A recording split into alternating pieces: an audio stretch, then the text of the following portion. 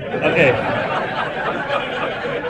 Now, if you raised your hand twice, you need to join the skeptics right away. So to that extent, the literature is there, of course, a great local group. In our magazine, Skeptic Magazine, I've passed around a couple clipboards. You can get that free. The electronic version of it free. Comes out once a week on Wednesdays, various reviews and commentaries and whatnot. And the magazine is a quarterly publication of the Society. We investigate claims of the paranormal, pseudoscience, fringe groups, and cults, and claims of all kinds between science, junk science, voodoo science, bad science, pathological science, non-science, and nonsense. And as you know, there's a lot of it out there. And so that's what we do. In part debunking nonsense, but more importantly, trying to understand why people believe in that. And so, for example, a recent issue, 9/11 conspiracy. Was 9/11 a conspiracy? Well, yes, of course it was. 19 Al-Qaeda members, that constitutes a conspiracy. But the so-called 9/11 truthers think it's a different conspiracy, that the Bush administration and George W. himself orchestrated this incredible conspiracy involving hundreds or thousands of operatives planting demolition devices inside the World Trade Center buildings, operating planes, remote control to fly into the buildings, to hit just where the explosives have been carefully placed, and so on and so on. This, by the way, the same people who think Bush is the most incompetent president we've ever had, somehow he also managed to pull off the most incredible conspiracy in the history of civilization. And remarkably, not one person involved in the conspiracy has come forward to appear on Larry King Live to tell what he saw. I mean, this is the obvious problem right off the bat. People can't keep their mouths shut. Look what happens whenever government agents or bureaucrats or politicians retire or leave or quit or get fired. They write a book and tell about every little minutia that they saw, and they go on the lecture circuit and on TV shows and so on. And so obviously, if somebody had been involved in that or told somebody that they were involved in that, we would have heard about that by now.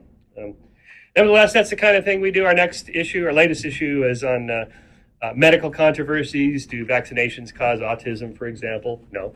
And but why would people think that they do? Because we're anecdotal thinkers. We connect A to B. And I gave my kid this vaccination shot, and a year later he showed autistic symptoms. There must be a connection, something like that. But of course, science does not come naturally. It's counterintuitive, the idea of control group and experimental group or big epidemiological studies to see if these are just accidentally overlapping populations or if there's a real causal connection. And so we've had millions of years of evolution of just plain old A to B association learning, anecdotal thinking, and only a couple hundred years of scientific thinking. So that's why it requires eternal vigilance to keep at it, because it doesn't come naturally.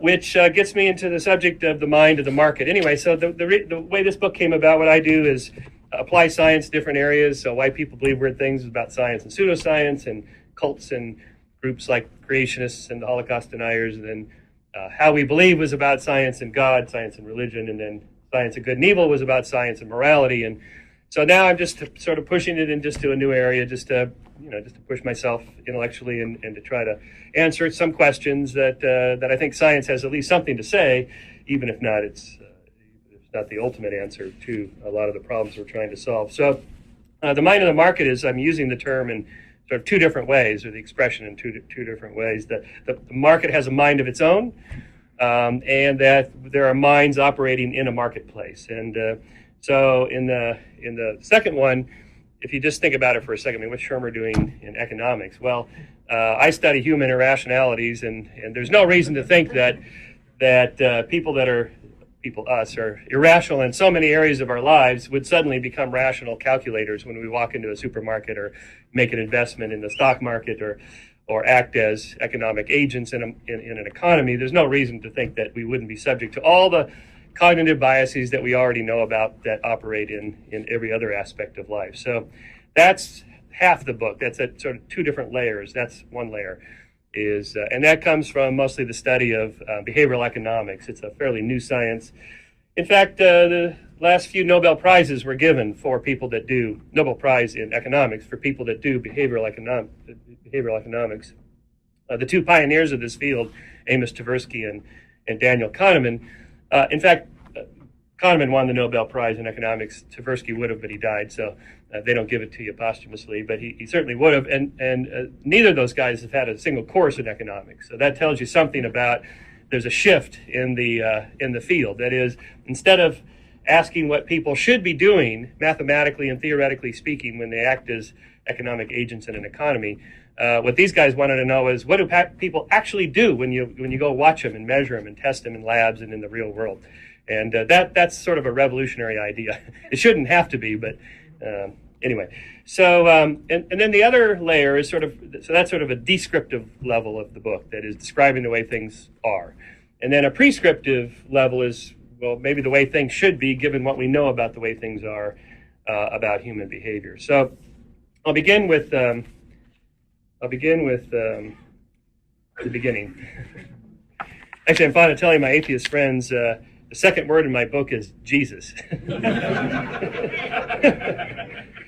In Jesus' parable of the talents, recounted in Matthew 25, the gospel author recalls the Messiah as saying in the final verse, "For to everyone who has, more shall be given, and he will have an abundance. But from the one who does not have, even what he does have shall be taken away." Well, this is the conservative's favorite gospel passage. See, Jesus was a conservative. And out of context, this hardly sounds like the wisdom of the prophet who proclaimed that the meek shall inherit the earth. But in context, Jesus' point was that properly investing one's money, as measured in talents, generates even more wealth. The servant who was given 5 talents invested it and gave his master 10 talents in return. The servant who was given 2 talents invested it and gave his master 4 talents. But the servant who was given just 1 talent buried it in the ground and gave his master back just the 1 talent.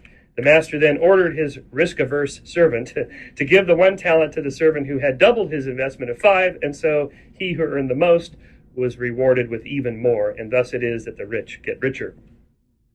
Now, Jesus probably had something in mind more than an economic allegory about selecting the right investment vehicle for your money. But I want to employ the story as a parable about the mind of the market.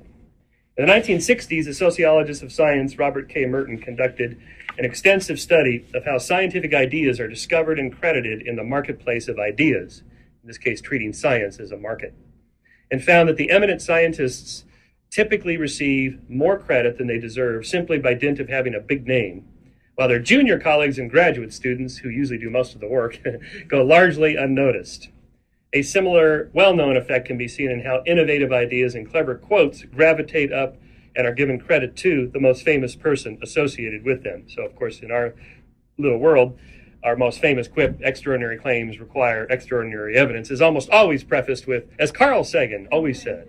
Well, it's true, he said it. He said it in Cosmos, but he got it from a relatively obscure sociologist of science named Marcello Truzzi, one of the founders of the Skeptical Inquirer magazine, who wrote it in just a little nothing paper that hardly anybody read, but Carl read. And so forevermore, of course, whoever heard of Marcello Truzzi, you probably already forgot the name. But Sagan, certainly we don't forget. So that's an example of the mind and the market. Marketers call this cumulative advantage. They don't call it the Matthew effect, but it's the same thing. That is, you try to get for your product a little bit of a head start, a cumulative advantage over the other products, and then that cumulative advantage sends a signal to other potential customers that must be a good product because other people are buying it, so they're more likely to buy it, which causes more people to buy it, and you get a positive feedback, an autocatalytic feedback loop going there. And that's why authors do book tours. That's why I'm here. So, and when you walk into a Barnes & Noble or Borders and they have that front table, new arrivals, and so if you go in and you'll see the mind of the market, you have to pay for that space. That space is purchased by publishers, just like Coca-Cola has to pay to have their Coke in the supermarket. And the books are products that are on the end caps of the aisles. You pay for that space and so on. And all that's done in order to get your, in this case, book on the New York Times bestseller list, which sends more signals to consumers to buy that book, which drives it further up the list and off and running you go. So that's one example of the mind of the market. A larger one, the problem I'm trying to solve in the book in the long run, the bigger picture. So I begin with chapter 1, The Great Leap Forward. Living along the Orinoco River that borders Brazil and Venezuela are the Yanomamo people, hunter-gatherers whose average annual income has been estimated at the equivalent of about $100 per person per year. If you walked into a Yanomamo village and counted up